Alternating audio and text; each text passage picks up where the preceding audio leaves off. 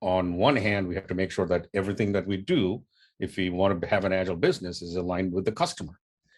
In today's world, you may have customers, and if you don't treat your teams well, you're not going to have people on your teams, right? So customers and team members or people in our companies are equally important, right? And so we want to say, if we have that North Star, and we start with the human beings, what are the needs of a customers, what are the needs of our people, and then how do we construct what we do around that North Star, then we can say, let's get a defined process in place, pretty straightforward end-to-end process that takes us from a customer to our team members and back. Let's make sure that we have a portfolio prioritization mechanism in place. We get a ton of work thrown at us. Are these the right things to work on? We don't know. Let's make sure that we can check them out, validate the things that are right, invalidate the things that we don't want to work on, because we don't want to waste time or money or expense. And then with what's left, once it's tightly validated, we want to prioritize it and work those prioritized items in order of business priority.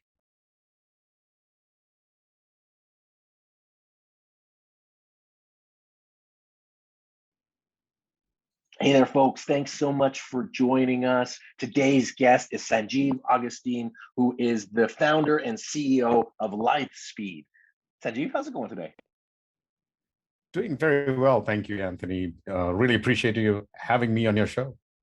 Excellent. I'm excited to chat. I apologize to our listeners if there's any weird gaps or overlaps. I'm on the road today in Trail, BC, doing some strategic planning for one of our legacy customers, but I didn't want to miss out the opportunity to talk to Sanjiv. So Sanjiv, can you tell our listeners a little bit about what keeps you busy on a day-to-day and a little bit more about what LitheSpeed does? Sure. Thanks for that question. So in introduction, let me start with our company. We are a boutique agile management training, consulting, and coaching company. So I'll unpack that in a second. And I just happen to be the person given charge of leading us into the future and have led the company for the last 15 years. Just very quickly, in terms of our work, we work with a number of marquee clients.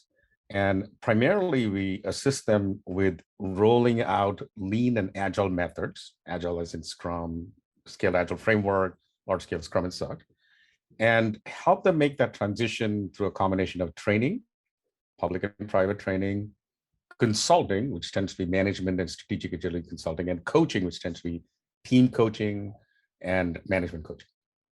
Awesome. I love that. So what is agile management and what is it not? Okay. So to answer that question, I'm going to take a slightly different tack and not answer it directly. So the first thing we have to answer is, what is agility? And by agility, let's bring it into focus and talk about business agility, or if you're in the public sector, mission agility. Right? So if we ask, what is agility, business or mission agility?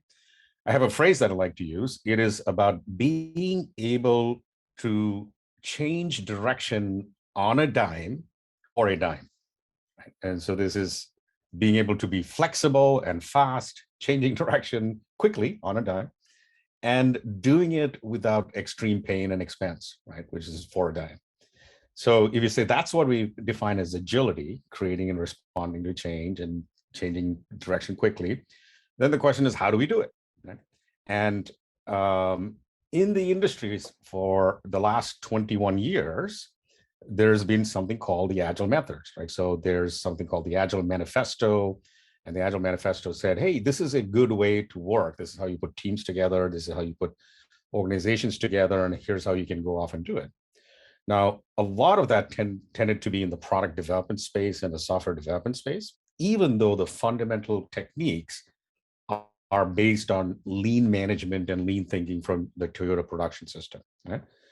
And so agile management becomes, okay, how do we take these teams of people who are implementing agile and now bring them together as collections of teams into programs or portfolios and align them and orchestrate that alignment towards business outcomes and business goals. Now, everything has to change, how we do funding, how we do performance management, how we do strategic planning, how we put the teams together, how we do portfolio management. And therein lies your answer to what is Agile Management Consulting. Got it. So the other part of the question is, what is not agile? Because I'm sure you see people who say, I'm totally being agile, and they're nowhere close to the sort. So what is not agile, or what passes off as agile management? All right. So you might get me into a little bit of a dangerous territory over here. There are a couple of things that I take exception to as someone who's been part of the Agile movement for the last 20 years, and somebody whose passion and love and business and personal life is all intertwined in this whole thing that we call Agile. One is there's something that we would like to call industrial Agile, or it's like the companies that are bringing in techniques, tools, practices for the sake of making money. So you're going to have snake oil salesman that'll say, buy this tool and it'll make you agile. It's like the miracle cure, follow this process and it'll make you agile. And it's a simplistic solution to what is a fairly complex process or a fairly complex problem. And why are we doing agile? We're doing agile because we want to change the way we're working together, change our way of working, work more closely aligned with our customers, and deliver better value to them, and make sure that our teams and people on those teams are happy and fulfilled, right? And so one thing that I would object to is the commercialization of Agile. What is not Agile is commercial Agile, which is buy this tool or follow this process and it'll magically make you Agile, right? So that's one thing. The other thing that's not Agile, I believe, is the fanatic and pedantic view of Agile, which is within the Agile community or sub-communities, you're going to find, well, my process is the best, or my little micro version of Agile is the only way it is, only thing that exists, and everything else is wrong. And just because you're not following my process or my definition of Agile, I hate you and you're wrong. So that's not Agile. Got that. Well, it's funny. It's interesting that you say that. I mean, as a strategic planning facilitator, I don't necessarily believe everybody else is wrong because we're all doing the same thing. I think my process is better because I'm super biased. But I think that, to your point, it's understanding that Agile itself is a methodology and an approach. And just like a professional basketball player and an amateur, how you do it and how you implement it in those subtle ways make the biggest difference. And that, the person who's doing it also has to deliver it their own way and in the right way. Some are probably better than others, but where you get into the fanatical thing, like this is the end all be all methodology, and if you don't do it, you're an idiot, which we've all seen in organizations, and those people are kind of hard to work with. Yes, that's right. So let's say an organization wants to be more agile. Okay, they want to be able to turn on a dime for a dime. They want to have that business agility. What are the top 2 or 3 things that they either need to consider or put in place to be able to move forward on that journey of business agility? Yeah, I think there's a North Star that people have to start with, right? And then quickly construct a couple of things around that. And the North Star that we want to start with is the fact that the individual is the center of what we're doing, right? And when I say individual, we're talking about teams of people, human beings, or customers, right? And so on one hand, we have to make sure that everything that we do, if we want to have an agile business, is aligned with the customer. In today's world, you may have customers, and if you don't treat your teams well, team members well, you're not going to have people on your teams, right? So customers and team members, or people in our companies, are equally important, right? And so we want to say, if we have that North Star, and we start with the human needs, what are the needs of a customers, what are the needs of our people, and then how do we construct what we do around that North Star, then we can say, let's get a defined process in place, pretty straightforward end-to-end process that takes us from a customer to our team members and back. Let's make sure that we have a portfolio prioritization mechanism in place. That is, where we get a ton of work thrown at us. Are these the right things to work on? We don't know. Let's make sure that we can check them out, validate the things that are right, invalidate the things that we don't want to work on because we don't want to waste time or money or expense. And then with what's left, once it's tightly validated, we want to prioritize it and work on those prioritized items in order of business priority, right? If you want to be agile or resilient and turn on a dime, well, let's find out what's most important and let's turn on a dime. And then the third thing is to make sure that we have a process by which we can make all the work visible and then track, monitor, deliver, and learn. Track the work, monitor it across various dependencies, cross impacts, deliver it to customers, and then learn from that delivery, because that's what will drive the agility, which is learning. The faster we can learn, the faster we can deliver and learn, the more agile we become. Awesome. I think that makes tons of sense. And it's not unlike our strategic planning process, because we say, hey, what is that North Star? Where are we going?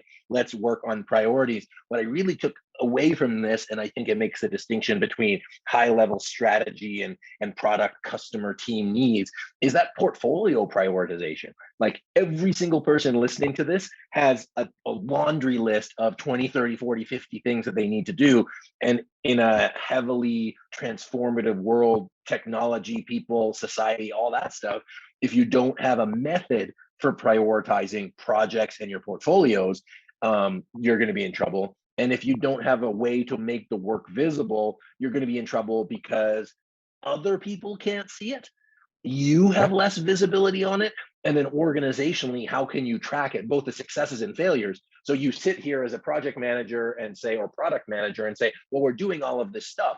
Well, if a tree falls in the woods and no one's around to hear it, did it even make a sound? So tying that in. So I guess how important is it tying communications into agile development and agile business?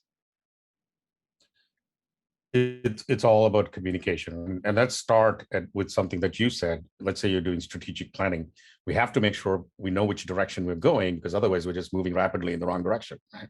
And so if, let's say, the output of our strategic planning process is some set of OKRs, objectives and key results, we say, okay, here's the objectives for the next quarter. Here are the key results that will quantify how we'll know when we get there and how we can move the needle while we're getting there. Percolate those down in the portfolio level and make sure that everybody knows, from executives to management and middle management, here's the direction we're moving, here's the portfolio, here's now the portfolio aligned with those OKRs, right? Here's a value stream, if you will. And now the value stream is linked to business outcomes as defined by our OKRs. That needs to be communicated across the board. And then now let's take it down into the actual product development or project management. And now we have teams or teams of teams. And now all the work that those teams are doing aligned to the portfolio, which in turn are aligned to our OKRs and our strategic direction. Absolutely. The cascading, the alignment, the structure is so important. And I think if you go too fast, you don't have time to build that continuous improvement, that reflection, that process. Additional thoughts on that? Yeah, it's certainly it's a matter of moving too quickly, but I think it's also a matter of discipline. We can move quickly if we have the right discipline, right? Let's start in the right place. Let's not start at the bottom, which is where a lot of teams say, oh, let's get a team together to spin it up and let's start delivering something. Well, we don't know what we're developing. We don't know whether we're delivering the right thing, and we don't know whether that will actually deliver value to our customers or not. So yes, we need to move fast, and yes, we need to slow down so that we can speed up. But we should also make sure that we establish that North Star and then follow the process with discipline. 100%. So just as we begin to finish up here, I'm so curious. So as somebody that has been involved in this field for a very long time, right? Like you're involved, you see all of it.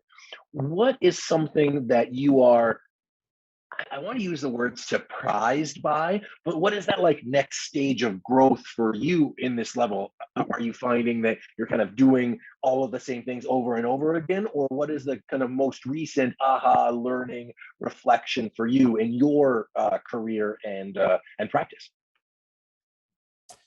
I think that's a great question. I won't say I'm surprised by it, but I'm certainly encouraged by it. And that is how resilient we are as human beings. We're in year three of a pandemic. We're starting to get out of it, hopefully, as we make some steps towards that in 2022. And so much has changed. There's been so much suffering. There's been so much tragic loss. On the other hand, so much has changed for the better, and so much has we've surprised ourselves, I think, in how well we've responded to a certain degree. At least for those of us who've been lucky enough that these businesses have remained viable and in fact become very successful. And so what I'm encouraged by is resilience and the continued drive for community. Agile and this community and other communities are really defined by people who are working towards a common goal, right? You talked about strategic planning and we're all doing the same thing. We all want the same things, and within our community, we want them together, right? So that's been very encouraging. I do think that there are things that once again, I'm not surprised, but I continue to be disappointed. There's fragmentation. There's acrimony towards different people. My process is better than your process, or here's my training, which is better than your training. And it's just there's human nature that crops up both on the good side and on the negative side as well. So for us, I think it's let's stay the course. Let's make our way through the pandemic, and let's make the best of what we have, because the past is in the country. There's no going back. Yeah, I love that. Thank you. Honestly, it's a refreshing approach to Agile, to management, to really making sure that we're focused on the right things. And I think it's also maybe not explicit, but very human-centered, which I really appreciate. And I think it makes a big difference in practical application versus theoretical, here's what you need to know. So Sanjiv, where can people connect with LitheSpeed? Where can they learn more about what you're doing and engage in a more in-depth conversation with you? So Google is always our friend. So if you can Google LitheSpeed or Sanjiv, Sanjiv Augustine, a lot of links will pop up. So the first one is our website, which is lithespeed.com, LITHESPEED.com. And the other thing that I want to put out there is an offer, and that is to go read our book. It is called From PMO to VMO, from Project Management Office to Value Management Office, which has a lot of these things baked in. It's on Amazon. It came out in September and seems to be doing really well. Oh, there's an Audible version as well. Awesome. I love that. And I'm going to reiterate it because, again, thank you, listeners, for sticking with this. I think both Sanjiv and I are having audio problems or connectivity problems today. So from PMO to VMO. And I haven't read the book, I'm going to be totally honest, but I've seen PMO and I'm project management certified. And I think the most successful businesses are really recognizing value generation. And there's a value proposition canvas, which I'm a huge fan of. So Sanjiv, I'm going to check out that book. I'm really looking forward to it and just really appreciated our conversation today. So thanks for being here. Thank you, Anthony. Appreciate the opportunity. Folks, my guest today is Sanjiv Augustine, who is the CEO and founder of LitheSpeed. Check them out online, check out the book, and I invite you to look at how your organization can be not only more adaptive, but focused on creating greater value for your customers, for your people, and for your stakeholders. And be sure to check out all of the resources they have online. So thanks for listening to today's episode of the Strategy and Leadership Podcast. My name is Anthony Taylor. Be sure to subscribe if you haven't already. We put out 2 podcasts a week, and we get great audience guests like Sanjiv today. So thanks for being here, Sanjiv. Thanks for listening if you're listening today, wherever you're at in the world. And we'll see you next time. Bye, everyone.